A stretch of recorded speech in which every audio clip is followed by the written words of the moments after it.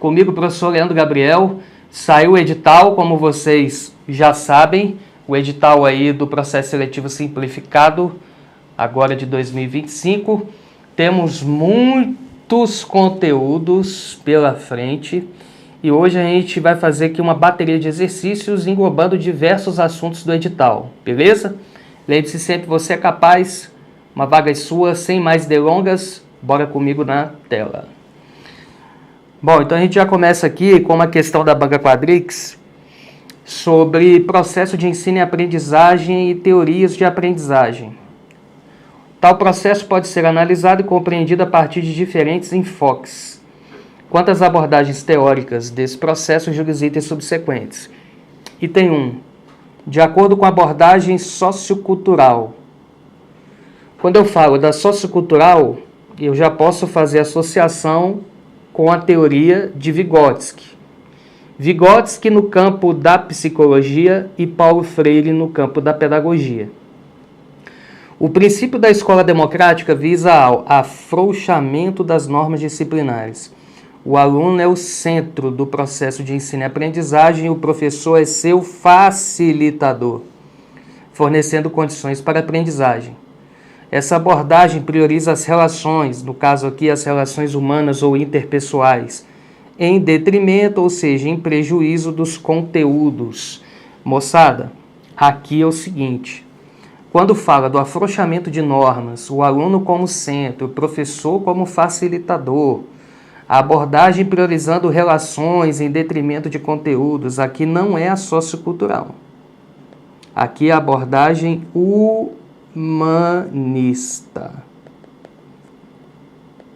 E quem é o expoente? Carl Rogers. Ó. Primeira questão aqui, portanto, incorreta. Olha a segunda. Conforme a abordagem cognitivista, aqui é Piaget, ó. Piaget. O que importa é a interação do sujeito com o objeto. Olha o interacionismo aqui, ó. Sendo a aprendizagem decorrente da assimilação do conhecimento pelo sujeito e da modificação de estruturas mentais já existentes. Quando a gente fala de modificação de estruturas mentais, tem-se aqui a acomodação. Conceitos como assimilação e acomodação fazem parte da teoria piagetiana, portanto, item certo. Item 3. A abordagem comportamentalista, aqui eu já tenho a figura de Skinner. Ó. Enfatiza os recursos didáticos que são selecionados, organizados e aplicados pelo professor, garantindo a eficiência e a eficácia do ensino. O sujeito é produto do meio e, portanto, pode ser controlado por meio da transmissão do conhecimento. Já as mudanças de conduta ocorrem por meio do processo educativo. O controle do comportamento, mudanças de conduta, e isso, de fato, corresponde à abordagem comportamentalista de Skinner. Questão certa. Características como eficiência e eficácia, que também tem conexão com a pedagogia tecnicista. E a gente sabe que a pedagogia tecnicista tem uma correspondência direta com a abordagem comportamental, né? O comportamentalismo ou behaviorismo no campo psicológico e o tecnicismo no campo pedagógico. Vamos lá. Segundo a abordagem humanística, o processo de ensino e aprendizagem não se restringe à educação formal, ou seja, não se restringe à educação nos espaços escolares. Escola e sociedade são espaços possíveis de aprendizado.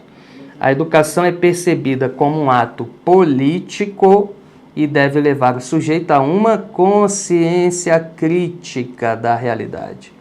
O professor e o aluno constroem um conhecimento crítico, reflexivo e compartilhado. Aqui, moçada, não é a humanística.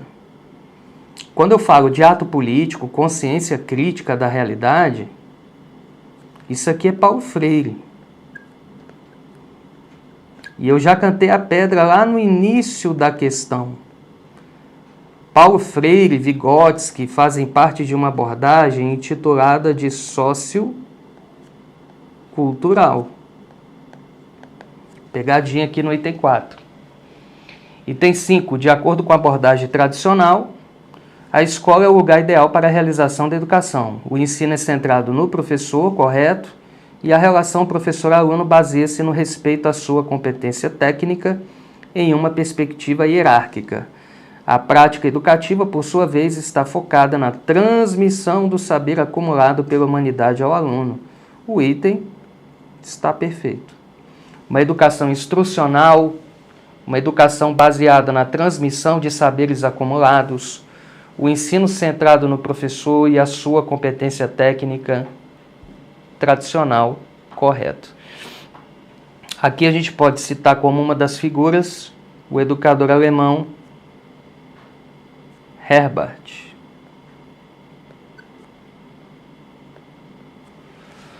Pronto, fechamos aqui esse primeiro bloco.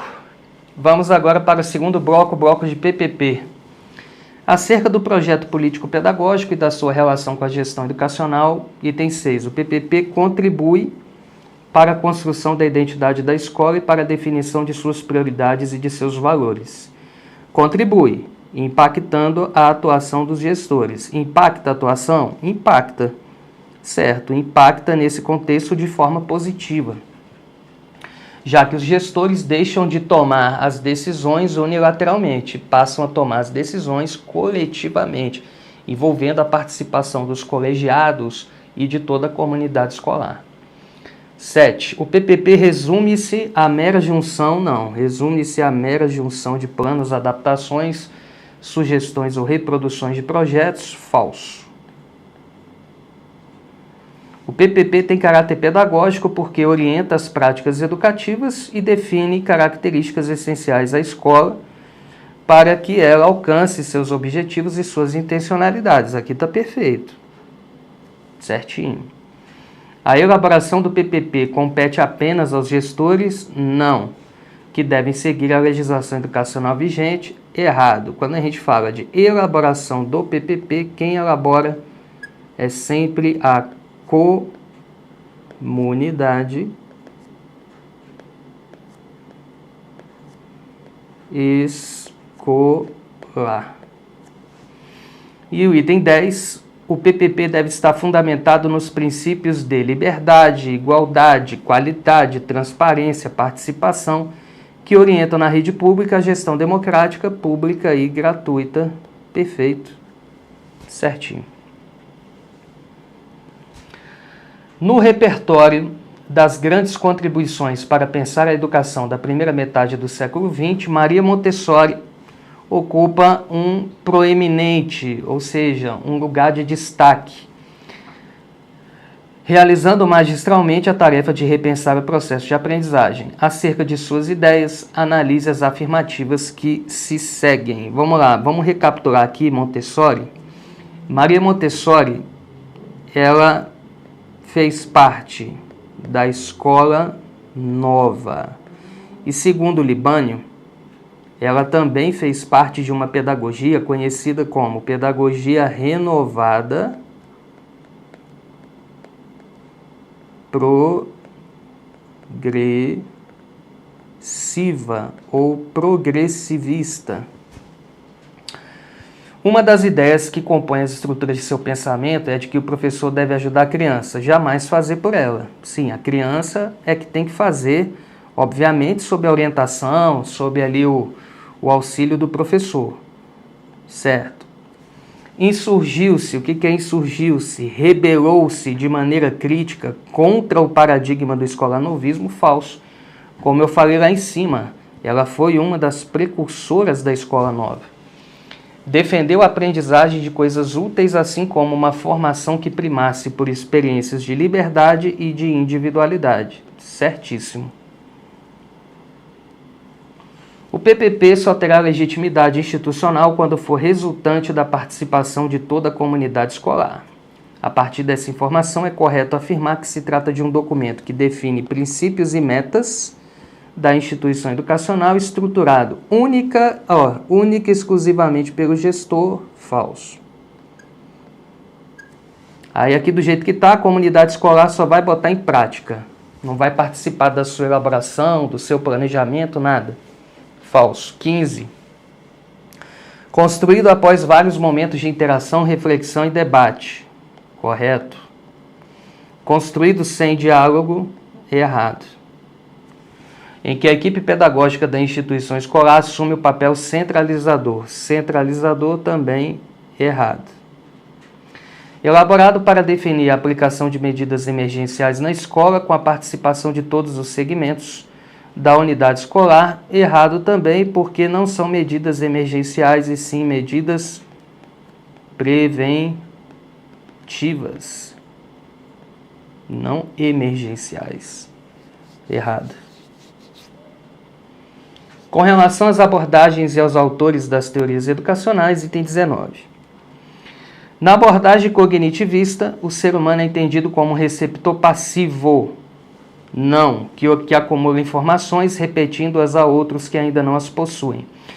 Quando eu falo de receptor, não é a cognitivista, é a tradicional.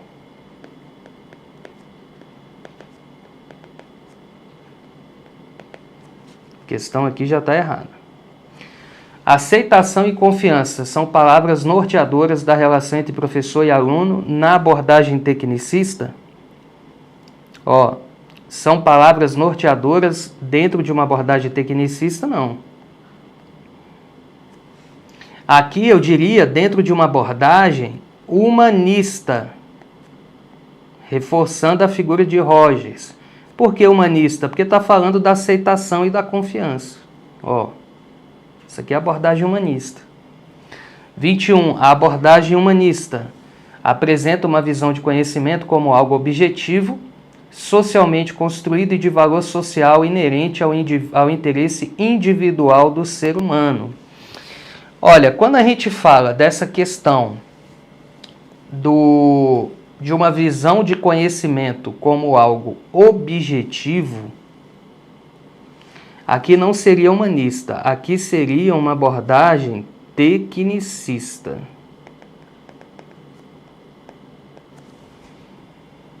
Socialmente construído, em parte sim, de valor social inerente ao interesse individual do ser humano, em parte também ok, mas o objetivo aí, a visão de conhecimento como algo objetivo, dando ênfase, portanto, à objetividade e não à subjetividade, aqui eu diria que nesse trecho seria uma abordagem mais tecnicista. Errado por atribuir toda essa afirmativa à abordagem humanista. 22. Mizukami sintetiza 4 abordagens de análises teóricas sobre o ensino e aprendizagem: tradicional, humanista, cognitivista e escola novista. Nós sabemos também que Mizukami é uma das principais referências que tratam sobre essa temática das abordagens de ensino. Ela fala, na verdade, ela cita não 4, mas ela cita 5. Quais seriam essas 5? Vamos aqui na tela. 5 abordagens. Tradicional certo, humanista certo, cognitivista certo, escola novista falso. No lugar de escola novista, vamos considerar aqui a comportamentalista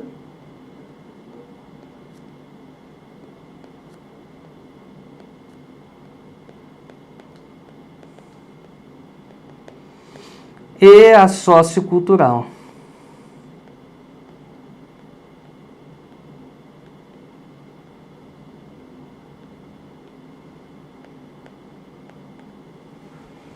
Comportamentalista e sociocultural. Essa aqui está errada. E a 23, Paulo Freire é considerado o expoente e o criador da abordagem sociocultural, tendo proposto o dimensionamento da prática pedagógica e sua inserção em um contexto histórico. Essa aqui está perfeita. Mais uma questão onde a gente observa a conexão de Paulo Freire com a abordagem sociocultural.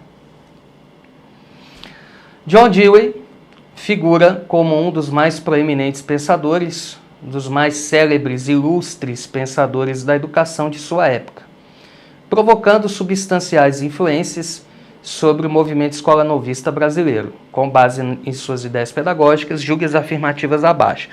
A própria questão já me deu a deixa, ó.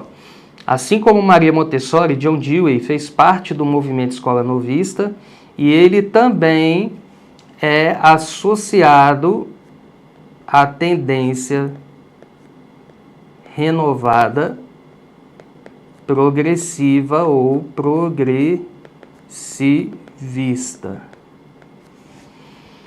Pensou a escola como sendo um ambiente propiciador de experiências de vida e de trabalho. Sim, de vida e de trabalho. A questão da vida foi uma das marcas da teoria de John Dewey. Dewey dizia o seguinte, que a educação, ela A educação não é a preparação para a vida, mas sim a própria vida. Tá? Então, é a própria vida que, de certo modo, acaba enquanto um instrumento em conjunto com outros dois âmbitos que foram destacados por Dewey. A educação, a filosofia e a ciência. Ele dizia que esses 3 pontos eram chave para o desenvolvimento do indivíduo e de uma sociedade democrática. Vamos lá, continuando aqui, item 25. Propõe que reflexão e ação devem estar sempre unidas no ambiente de ensino.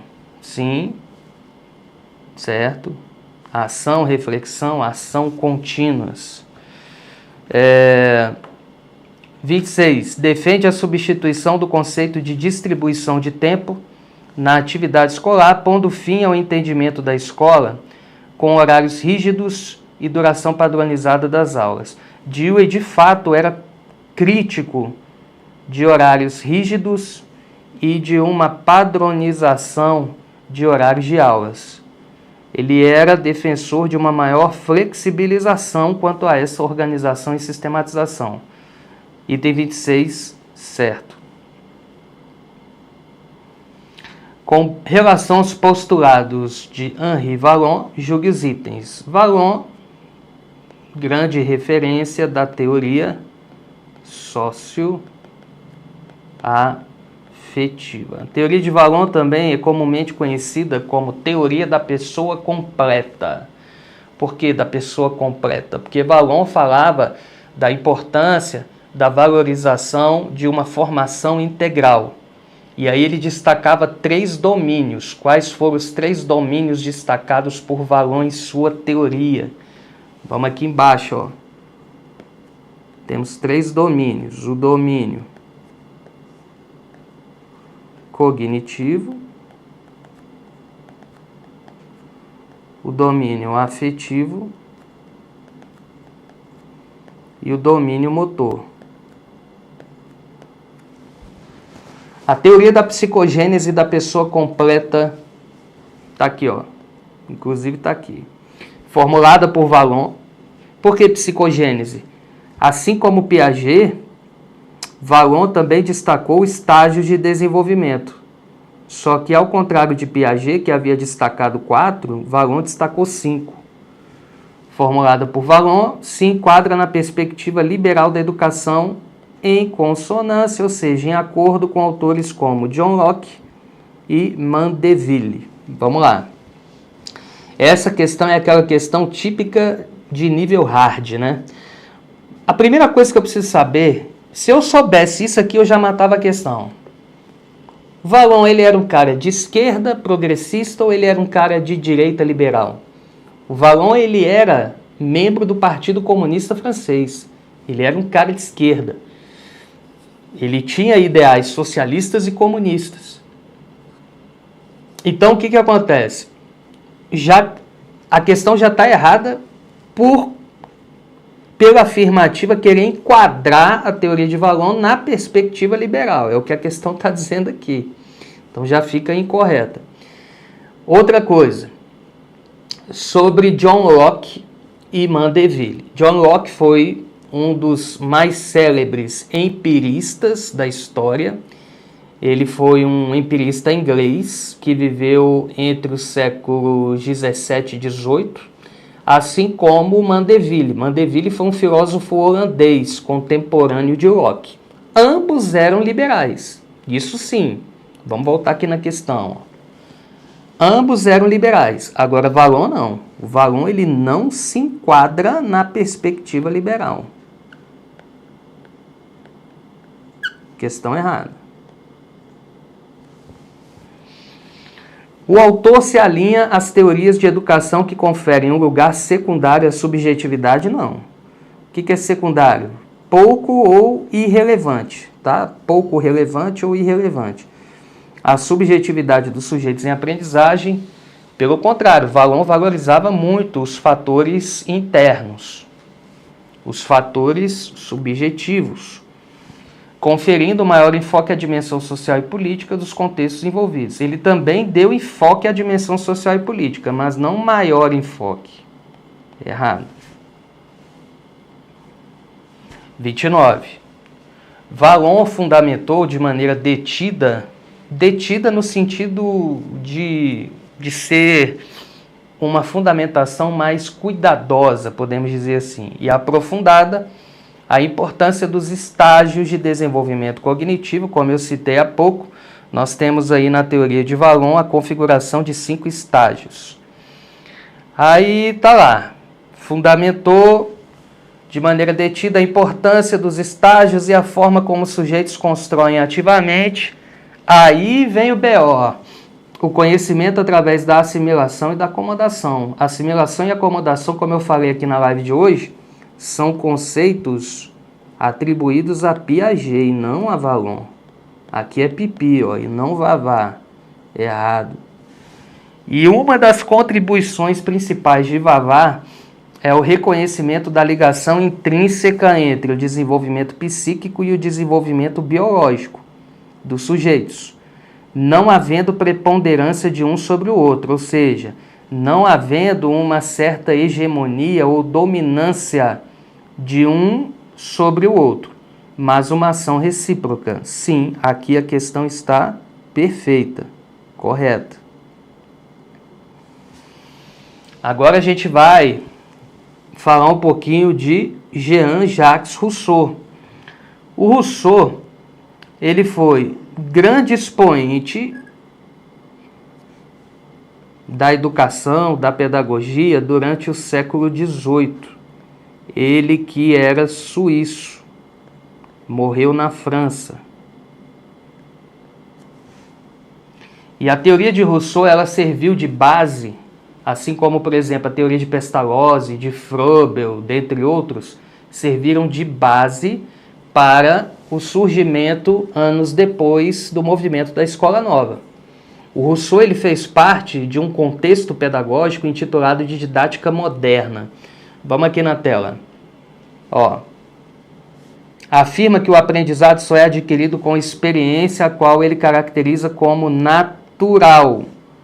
Por isso que a pedagogia de Rousseau também é conhecida como pedagogia naturalista. Naturalista.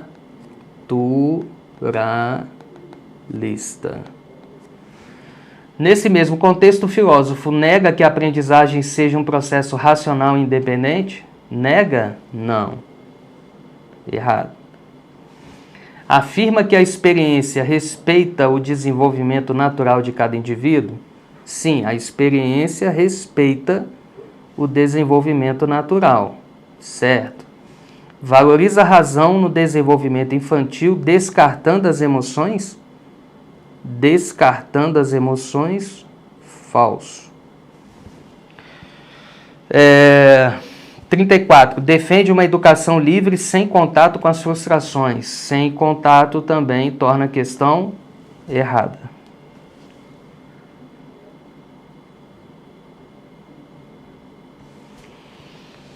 Agora vamos falar de uma teoria que é muito importante. Caiu inclusive na prova do contrato temporário aí de 2023. E inclusive caiu um bloco aí bem significativa, eu diria, uma quantidade significativa de itens sobre a tal teoria das inteligências múltiplas do psicólogo construtivista Howard Gardner. Reparem um pouco nos estudantes. Talvez haja algum que goste muito de desenhar e pintar, produzindo excelentes desenhos, ilustrações ou mesmo charges. Já outro tem grande interesse pela música e sabe tocar muito bem um instrumento, inteligência musical aqui. Outros podem se mostrar mais ligados ao esporte, à inteligência corporal sinestésica. Sem muito esforço, realizam séries complexas de movimentos corporais. Mas há aqueles que desenvolvem de forma prazerosa raciocínios matemáticos precisos. No que se refere à teoria das inteligências múltiplas de Howard Gardner e à prática escolar, julgue certo ou errado os itens a seguir, item 35. Para Gardner, as inteligências são genuinamente inatas no ser humano, sendo relevante o papel do professor na promoção das habilidades dos estudantes. As inteligências são genuinamente inatas? Podemos considerá-las como sendo inatas na visão de Gardner? Não, porque as inteligências elas são construídas e potencializadas através principalmente da influência do meio, tá?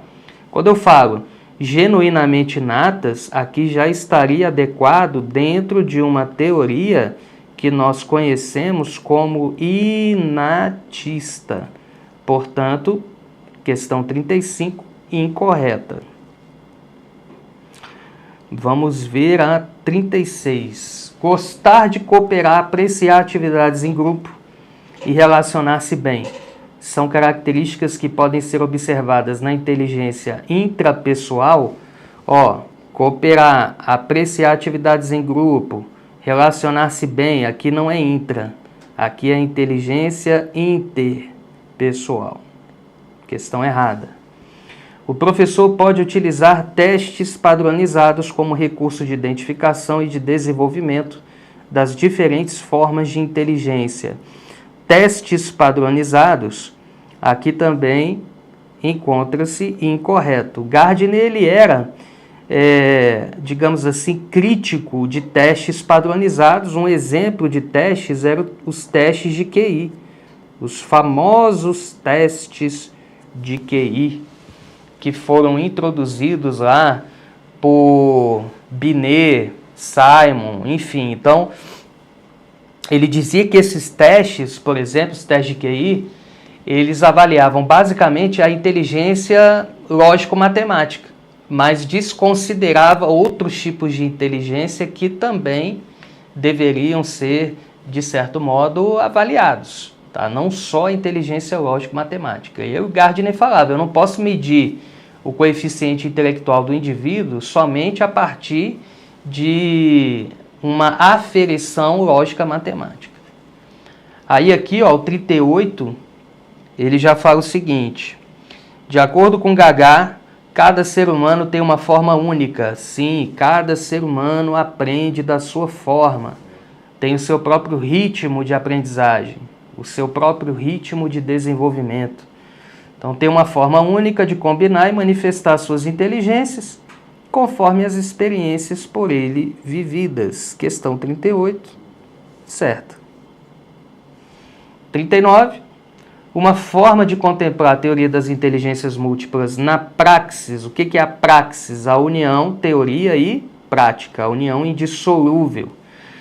Ao planejar a aula, possibilitar a apresentação de um conceito de várias formas, a fim de ativar diferentes inteligências e ou combinações de inteligências. Gardner dizia que o professor ele tem que usar diversas estratégias, diversos mecanismos didáticos e também mecanismos de linguagem para que o aluno possa aprender e, de certo modo, levando-se em consideração que cada um tem o seu próprio ritmo de desenvolvimento e cada um tem a sua forma e a sua lógica de aprendizado.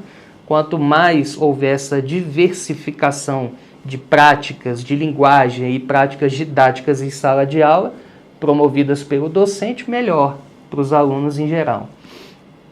E o item 40, as características de estudantes com altas habilidades e superdotação podem ser analisadas a partir da perspectiva da teoria das inteligências múltiplas. Podem ser analisadas? Podem.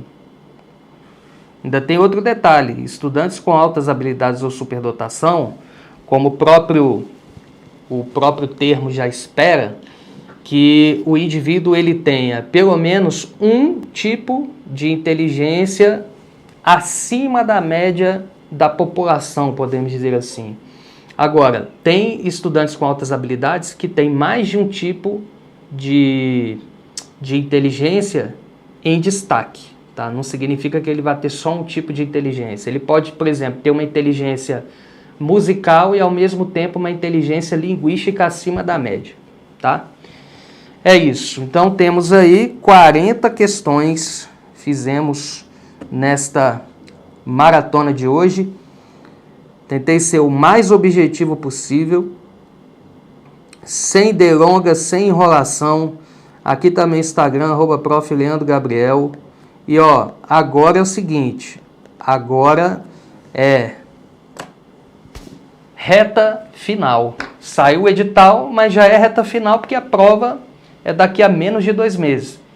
Tem muito conteúdo, mas procurem, de certo modo, um curso como aqui o do Pedagogia para Concurso, para que vocês possam ter um estudo mais otimizado possível, para que vocês consigam, de certo modo, estudar aquilo que é central dentro do edital, dentro daquilo que o edital propõe enquanto conteúdos. Temos uma gama de conteúdos novos e é importante que você tenha um estudo mais orientado possível para que você possa aí garantir a tua vaga como professor temporário no ano que vem e podendo prorrogar por mais um ano aí, 2026, 2027. Valeu, gente! Obrigado aí. Fica aqui meu abraço e bom estudo. Fique com Deus e até uma próxima. Abraço, valeu!